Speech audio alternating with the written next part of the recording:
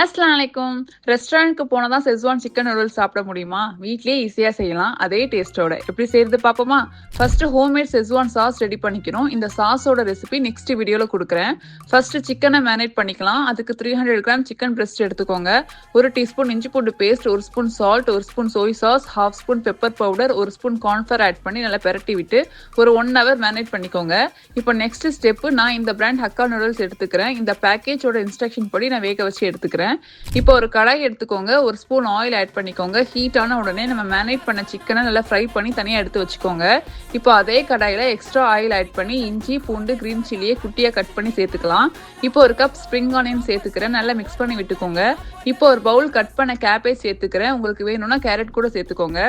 இப்போ கொஞ்சம் கேப்சிகம் சேர்த்து நல்லா மிக்ஸ் பண்ணி விட்டுக்கலாம். இப்போ நம்ம homemade Schezwan sauce 2 spoon add பண்ணி 1 ஸ்பூன் சோய் சாஸ் கொஞ்சமா வினிகர் சேர்த்து நல்லா மிக்ஸ் பண்ணி விட்டுக்கோங்க. கூடவே salt, sugar, white pepper powder தனியா எடுத்து வச்சிருந்தேன். அதையும் இது கூட சேர்த்து நல்லா மிக்ஸ் பண்ணி விட்டுக்கோங்க.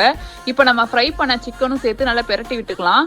லாஸ்டா நம்ம குக் பண்ண நூடுல்ஸும் சேர்த்து நல்லா கலந்து விட்டு எல்லா பக்கமும் மசாலாவை நூடுல்ஸ்ல கோட் ஆகுற மாதிரி மிக்ஸ் பண்ணி விட்டுக்கோங்க. லாஸ்டா கை நிறைய ஸ்ப்ரிங் ஆனியன்ஸ் ஆட் பண்ணி மிக்ஸ் பண்ணி விட்டு சர்வ் பண்ணி பாருங்க.